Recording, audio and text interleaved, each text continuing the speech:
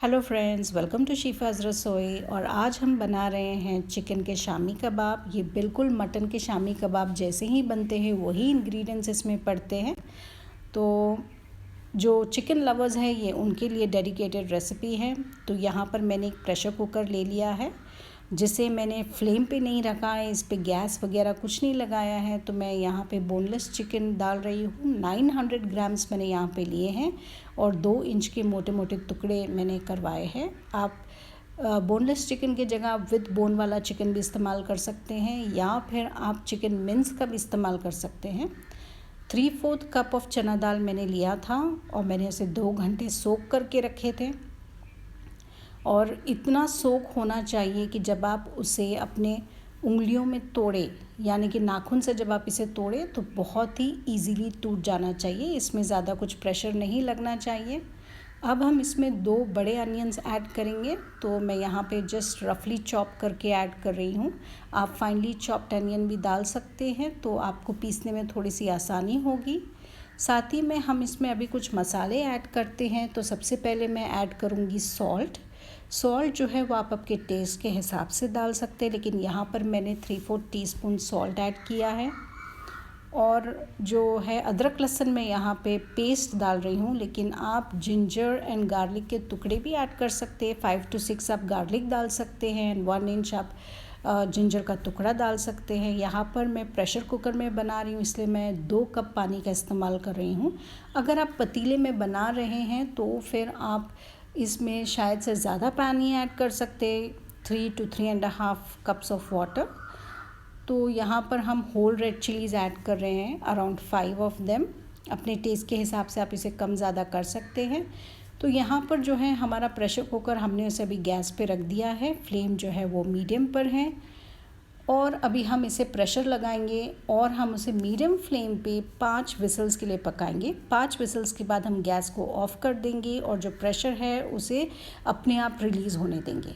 यहाँ पर प्रेशर जो है वो रिलीज़ हो चुका है और आप देख सकते हैं हमारा चिकन, अनियंस एंड जो दाल है वो अच्छे से पक चुकी है। बट देयर इज़ वाटर, पानी है अब उसमें। तो हमने अभी गैस को ऑन किया है और इस पानी को सुखा देंगे।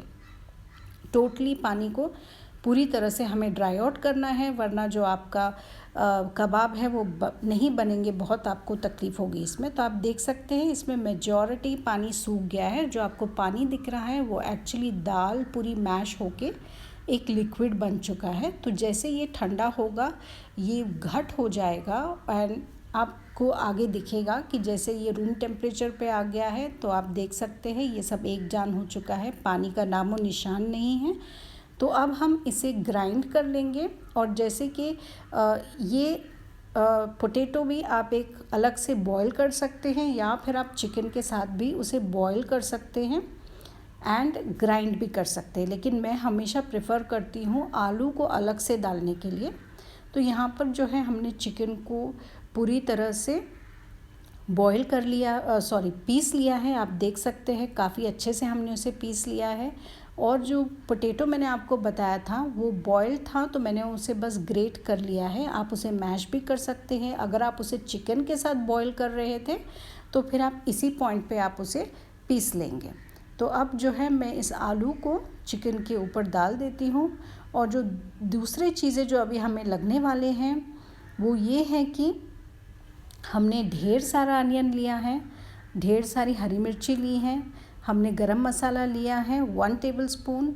और यहाँ पर मैं सूखी हरी मिर्ची, सूखी पुदीना और सूखी कोतमीर का इस्तेमाल कर रही हूँ। मैंने 1 टीस्पून ज़ीरे का भी इस्तेमाल किया है। और अनियंस की कुछ खास क्वांटिटी नहीं है, ग्रीन चिलीज़ की कुछ खास क्वांटिटी नहीं है। आप अपने हिसाब से बहुत ज़्यादा भी डाल सकते हैं। यहाँ पर मैंने 3 छोटे लेमन्स का मैंने जूस ऐड किया है। और अब ये सारे के सारे जो चीज़ें हैं मैं इसमें मिला के इसे बहुत ही अच्छे से एक जान होने तक हम चिकन और ये पोटैटो और सारे चीज़ों को अच्छे से मिक्स कर लेंगे। आपको अपने हाथों का इस्तेमाल करना होगा एंड चूँकि हम इसके अंदर हरी मिर्ची इस्तेमाल कर रहे हैं तो फिर आप एक ग्लव्स का इस्तेमाल कर लें तो it will be very easy to mix and mash the entire thing.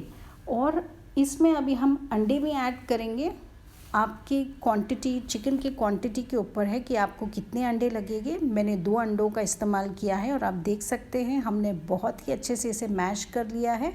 इस पॉइंट पे आप चेक कर सकते हैं कि आपका जो बैटर है वो बहुत ज़्यादा लूज़ है या मेरी तरह से उसका शेप बन पा रहा है। तो पहले आप एक शेप बना के देख सकते हैं। अगर आपका शेप बन रहा है इसका मतलब आपका बैटर सही है। अगर आपका शेप नहीं बन रहा है तो फिर आप उसे आधे घंटे के लिए फ्रिज में रख देंगे। तो क्योंकि चना दाल है, इसमें आलू है, तो वो सॉलिड हो जाएगा, थोड़ा सा घट हो जाएगा। तो यहाँ पे आप देख सकते हैं मैंने एक लेमन साइज़ का बॉल लिया है और हम इसके अभी कटलेट्स बनाएंगे, कबाब बना लेंगे। तो यहाँ पे मैं इसे गोल बना रही हूँ। आप छोटे भी बना सकते हैं, बड़े भी बना सकते हैं, और चाहे तो आप एक तल के इसका टेस्ट भी कर सकते हैं। एंड देन आपका मिर्ची और नमक जो है वो सारा का सारा आप उसे एडजस्ट कर सकते हैं। तो यहाँ पर मैंने सारे के सारे बना लिए हैं। और ये सबसे अच्छी बात ये कटलेट्स की ये है कि आप उसे फ्रीज़ भी कर सकते हैं। तो फ्रीज़ करने के लिए आप एक प्लेट या ट्रे के अंदर आप बटर पेपर डालेंगे, उसके ऊपर आपके कबाब ऐड करेंगे, फिर से आप एक लेयर बटर पेपर की डालेंगे और फिर से आपका लेयर कबाब का बनते जाएगा। इतने आप बनाएं ताकि आपके पूरे के पूरे कबाब बन जाए। तो इस बैटर में मेरे 32 कबाब्स बनते हैं और मैंने उसे फ्रीज़ भी कर लिया है।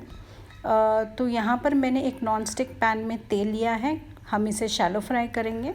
तो हम एक बैच अभी यहाँ पे बना रहे हैं। तो मैं अभी इसे फिर से जो हमारे पैटीज़ है उसको थोड़ा सा मैं शेप करके इसे ऐड करूँगी। तो जो फ्लेम है हमारी वो मीडियम पर है एंड इमीडिएटली हमें चमचा नहीं हिलाना है, क्योंकि अभी जैसे ही वो नीचे से सुनहरे हो जाएंगे हमारे कबाब तभी हम उसे पलटेंगे। जैसे कि मैं हर वीडियो में कहती हूँ कि पलट इमीडिएटली हमें उसमें चमचा नहीं हिलाना है, वरना हमारे जो कबाब है वो टूट जाएंगे।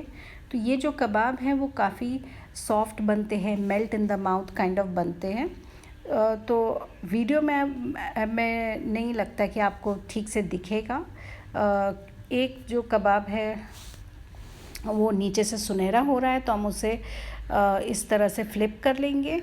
और अगर आपको हिलाना ही है immediately after you put the kebabs, तो आप बस पैन को थोड़ा सा हिला सकते हैं, तो उससे वो थोड़े बहुत हिल जाएंगे, रोटेट हो जाएंगे। तो इस तरह से हम उसे फ्लिप कर लेंगे हल्के हाथों से। हमें ज़्यादा सा प्रेशर नहीं लगाना है, क्योंकि जैसे मैंने पहले कहा था ये जो कबाब है बहुत ही melt in the mouth type बनते हैं।